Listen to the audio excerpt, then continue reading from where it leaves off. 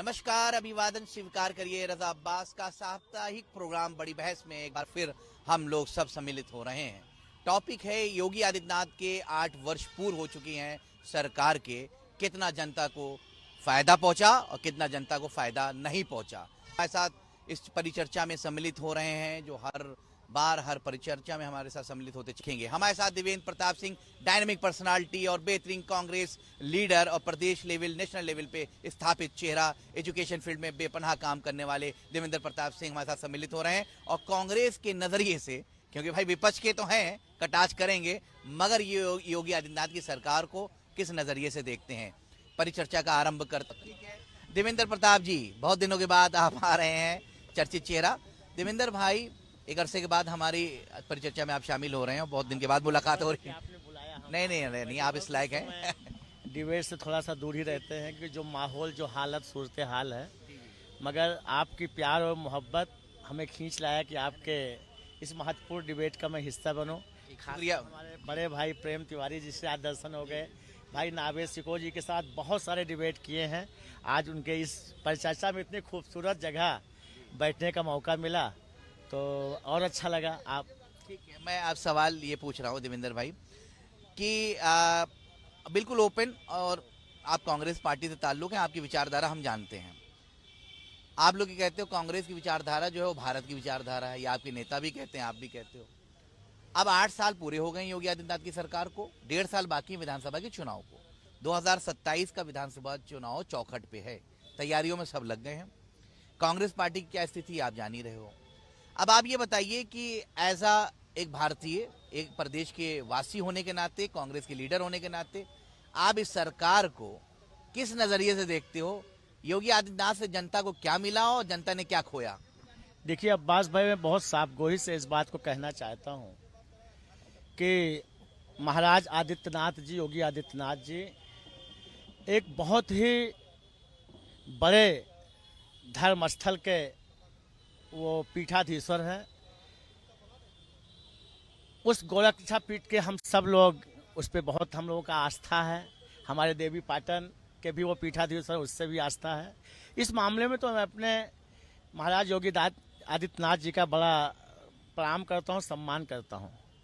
मगर एक राजनीतिक के रूप में, एक उत्तर प्रदेश के मुख्यमंत्री के रूप में पिछले 8.5 साल से जो उत्तर प्रदेश की जनता देख रही है, पा रही है, और जिस तरीके से उत्तर प्रदेश की जनता में निराशा, चारों ओर से निराशा व्याप्त है, वो निश्चित तौर पे वो किसी भी तरीके से योगी आदित्यनाथ जी के सरकार को हम उचित नहीं ठहरा सकते हैं। मेरे देश की जो फैब्रिक है, मेरे देश की जो छाती है, भारत की जो, हिंदुस्तान की जो छाती थी, गंगा जमुनी तहजीब, वसुधैव कुटुंबकम, सर्वधर्म संभाव, साझी विरासत, हिंदू मुस्लिम सिख ईसाई आपस में हम सब भाई भाई के तराना से, जो मेरा एक सेकुलरिज्म था, जो हमारा संविधान था, जो हमारा लोकतंत्र, जो हमें जो है जो अधिकार देता था, वो कहीं ना कहीं बहुत कुचला जा रहा है। उस फैब्रिक के देश की आत्मा पे करारा चोट हो रहा है पूरे देश में, और खासकर उत्तर प्रदेश में योगी आदित्यनाथ जी के मुख्यमंत्री काल में ज्यादा देखा जा रहा है।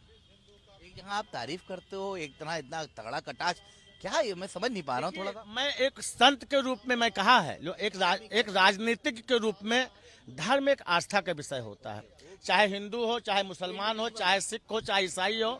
और ये कहा गया है, सारे धर्मों का कहा है। आदरणीय प्रेम तिवारी जी से मैंने बहुत कुछ सीखा है कि किसी भी धर्म को मानने वाले के आस्था पे कभी चोट नहीं करना चाहिए। यदि मैं किसी के धार्मिक आस्था पे चोट पहुंचाते हैं तो वो गुनाहे अजीम कहा जाता है, उर्दू में ये कहा जाता है। जिस तरीके से पिछले 8.5 सालों में, या कहा जाए 14 में, जब से मोदी जी की सरकार आई है, जिस तरीके से हमारे अल्पसंख्यक भाइयों के साथ न जाने कितने जो है बुरे बर्ताव हो रहे हैं। हमारा मुसलमान भाई क्या खाएगा, क्या पहनेगा, कैसे इबादत करेगा, न जाने कितने मासूम बच्चे बेगुनाहों को न जाने कितने गलत जो है मुकदमों फंसा दिया जाता है।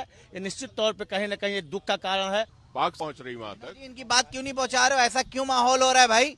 एक सीनियर जर्नलिस्ट है, उनके साथ ऐसा वाकया हो रहा है। इन्होंने कहा कि जनता की बात छोड़िए, हम जैसे पत्रकारों के साथ ये व्यवहार किया जा रहा है। एक अधिकारी है, 2 जगह सैलरी ले रहा है। कहाँ कौन सा रूल है? आप भी तो एडमिनिस्ट्रेशन में, यूनिवर्सिटी में, कोई आदमी 2 सैलरी ले सकता है?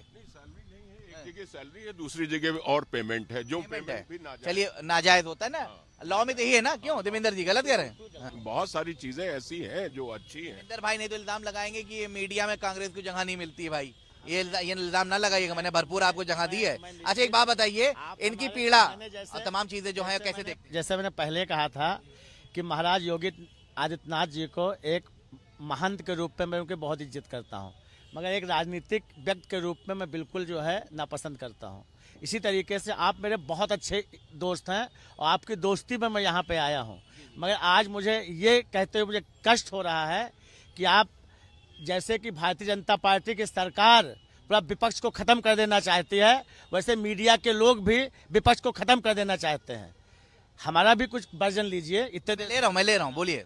तो हम ये कहना चाहता हूँ कि जो बात उत्तर प्रदेश के बहुत वरिष्ठतम पत्रकार, जिनका हम सभी राजनीतिक दल के लोग बहुत इज्जत बहुत सम्मान करते हैं, मैं भावुक हो गया हूँ। आदरणीय प्रेम तिवारी जी के साथ एक बहुत लंबा हम लोगों का एक सानिध्य रहा है। इनसे सीखते हैं हम लोग, हर दल के लोग सीखते हैं।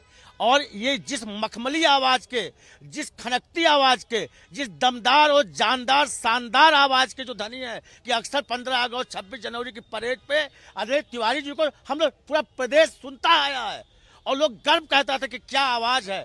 आज जिस तरीके से जो है आदरणीय तिवारी जी ने अपने दर्द को बयां किया है, आखिर ये क्या दर्शाता है?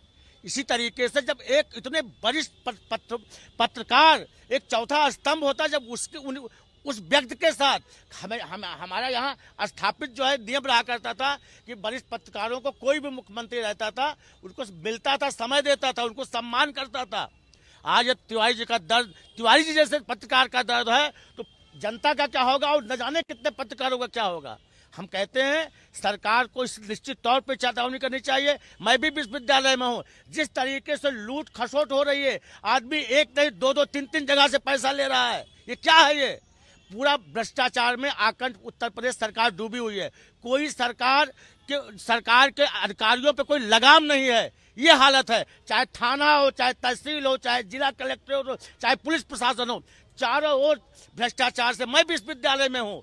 आज उत्तर प्रदेश का जो एक उत्तर प्रदेश टेक्निकल यूनिवर्सिटी का वाइस चांसलर था, आप भी शिक्षा को देखते हो, विनय पाठक के पास के ऊपर इतने बड़े भ्रष्टाचार के संगीन अपराध।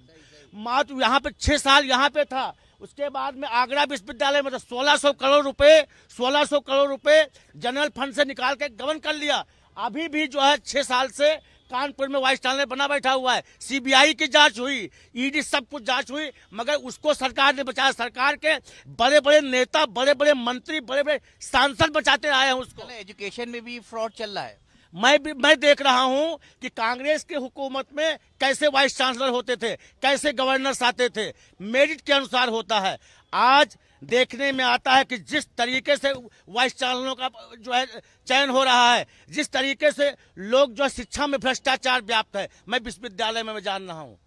सूप बोले सूप, चलनी बोले कि 72 क्षेत्र। आज कांग्रेस के ऊपर भारतीय जनता पार्टी के लोग लांछन लगा रहे। उस राहुल गांधी के ऊपर हमारे भाई नावेद सिको जी ने बात पहले कहा था इंट्रो में कि राहुल गांधी, जिस गांधी परिवार में, जिस नेहरू गांधी परिवार ने 62 साल तक डायरेक्ट इनडायरेक्ट देश में हुकूमत किया और जिसके नेतृत्व में देश में समरसता, भाईचारा, विश्व बंधु, साझी विरासत और देश विकास के नए नए सोपान छुआ।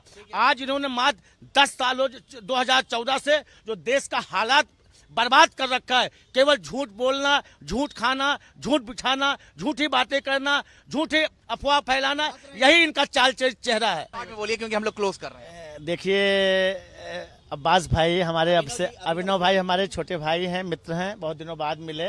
भाई भारतीय जनता पार्टी के पक्ष रख रहे हैं तो ऐसा बोलेंगे ही बोलेंगे। मैं बहुत भावुक होकर बहुत करुण शब्दों में इस बात को कहना चाहता हूं कि भारतीय जनता पार्टी आखिर किसके आंख में जो है ये नमक धूल झोंक रहे हैं। जनता सब समझ रही है।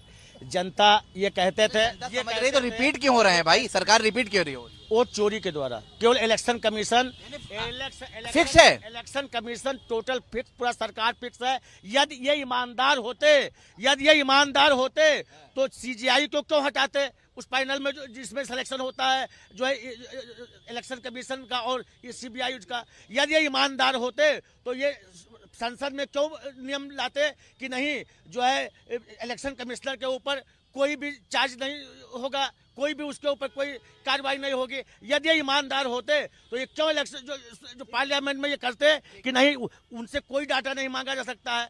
चारों ओर जिस तरीके से देश हताहत है, देश परेशान है, गरीब, शोषित, पीड़ित, वंचित, अल्पसंख्यक, नौजवान परेशान है। निश्चित तौर पे भारतीय जनता पार्टी के दिन अब बहुत कम रह गए हैं। ये वही दिन है जिन इनकी हैसियत हो तो ईवीएम को हटा के बैलेट पेपर पर चुनाव ले आवे, दो सीट पे चले तो 2 सीट पे रह जाएंगे। सुनिए हम लोग खत्म कर रहे हैं भैया, बहुत टाइम कम है। ये बताइए शॉर्ट में सरकार को कितने नंबर दोगे आप? 0। अच्छा 403 जीतेंगे। अभी ये 2024 में 80 सीटें 2024 में 80 सीटें जीत रहे थे, 33 में जनता ले आई। लोक परिचर्चा में देवेंद्र प्रताप सिंह का कहना है कि हम योगी आदित्यनाथ की बाकायदा इज्जत करते हैं क्योंकि वो धार्मिक लिबास है और धर्म से ताल्लुक रखते हैं, आध्यात्मिक पहलू से हम मुख्यमंत्री की इज्जत करते हैं क्योंकि बाकायदा योगी आदित्यनाथ का नाम लिया इन्होंने बड़ी श्रद्धा के साथ। मगर एज अ मुख्यमंत्री राजनीतिक परिपेश में कटाक्ष किया है क्योंकि ये कांग्रेस के लीडर, उन्होंने कहा सरकार में कमियां बहुत हैं और मैं योगी आदित्यनाथ की इस सरकार की कमियां गिनाई इन्होंने और कहा कि सरकार सही तरीके से